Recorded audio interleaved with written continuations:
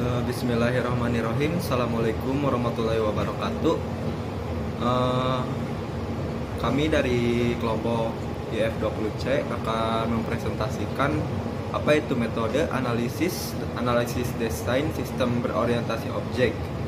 Dengan anggota kami yaitu ada Agnes Rizka Safira, Kholilah, dan Redi Akmal Nugraha. Di sini akan menjelaskan materi tentang dekomposisi fungsional, yaitu metode analisis yang membedah proses kompleks untuk memeriksa elemen individualnya. Fungsi dalam konteks ini juga ia bertugas dalam proses yang lebih besar, di mana dekomposisi memecah proses itu menjadi unit yang lebih kecil dan lebih mudah untuk dipahami. Dalam bisnis, dekomposisi fungsional digunakan untuk memfasilitasi pemahaman dan pengelolaan proses besar dan kompleks. Dekomposisi fungsional ini juga membantu memecahkan masalah dan membantu pengembangan operasi bisnis, pemrograman komputer, pembelajaran mesin, dan berbagai bidang lainnya. Metode bisnis umum lainnya yaitu untuk menyederhanakan masalah dan proses yang kompleks termasuk pohon keputusan yang memungkinkan pengguna untuk mempertimbangkan beberapa kemungkinan jalur solusi untuk suatu masalah, dan diagram alur yang memvisualisasikan urutan temporal suatu proses. Tujuan dari diagram ini yaitu untuk menunjukkan pada suatu halaman kemampuan organisasi yang relevan dengan pertimbangan arsitektur, dengan memeriksa kemampuan organisasi dari perspektif fungsional, yaitu untuk dengan cepat mengembangkan model tentang apa yang dilakukan organisasi tanpa terseret ke dalam perdebatan panjang tentang bagaimana organisasi melakukannya.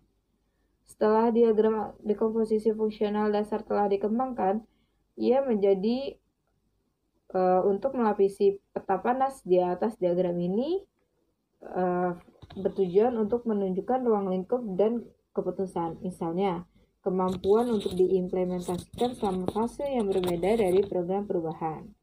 Dekomposisi fungsional juga mempunyai aplikasi dalam berbagai disiplin ilmu seperti rekayasa sistem, arsitektur perangkat lunak, teori database, pembelajaran mesin, dan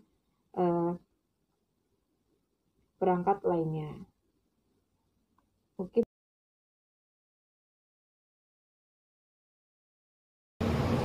Data flow diagram atau DFD adalah penggambaran sistem sebagai jaringan kerja antara fungsi yang berhubungan satu dengan yang lain dengan aliran flow dan penyimpanan data.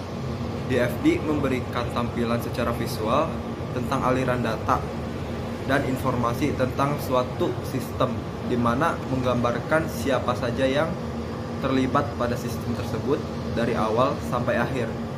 DFD atau diagram alir data adalah suatu diagram yang menggambarkan aliran data dari sebuah proses atau sistem informasi di mana menyediakan informasi mengenai input dan output dari setiap entitas dan proses itu sendiri.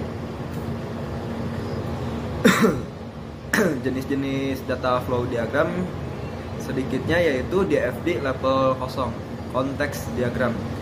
DFD level 0 atau lebih sering disebut dengan diagram konteks adalah suatu diagram yang terdiri dari sebuah metode yang dapat menjelaskan lingkup sistem secara umum. Konteks diagram merupakan bagian dari data flow diagram yang digunakan untuk menetapkan konteks serta batasan-batasan sistem dalam sebuah permodelan. Selain itu, konteks diagram juga berhubungan dengan entitas-entitas di luar sistem itu, seperti kelompok organisasi, penyimpanan eksternal, data lain. Diagram level 0 ini menjadi penentu utama dalam sebuah sistem yang dimodelkan dengan DFD. Namun untuk membangun suatu sistem DFD masih dibutuhkan dua level lanjutan, yaitu level 1 yang bertujuan memecah sistem menjadi lebih kecil, serta level 2 bertujuan untuk membuat rincian dari sistem yang akan dibuat.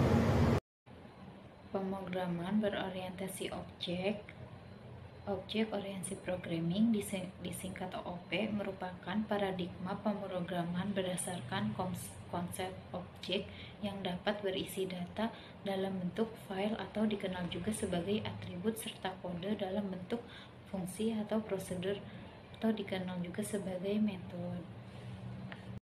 Salah satu prinsipnya adalah encapsulation. Encapsulation itu pengkapsulan, pengertiannya sendiri adalah konsep tentang pengikatan data atau metode berbeda yang disatukan dalam menjadi satu unit data. Maksudnya, berbagai objek yang berada dalam kelas tersebut dapat berdiri sendiri tanpa terpengaruh oleh yang lainnya. Kelebihan object oriented ini: 1. Parallel development, 2. Reusable, 3. Scalability. Kekurangannya: 1. Tidak efisien, 2. Membutuhkan manajemen yang ketat, dan 3.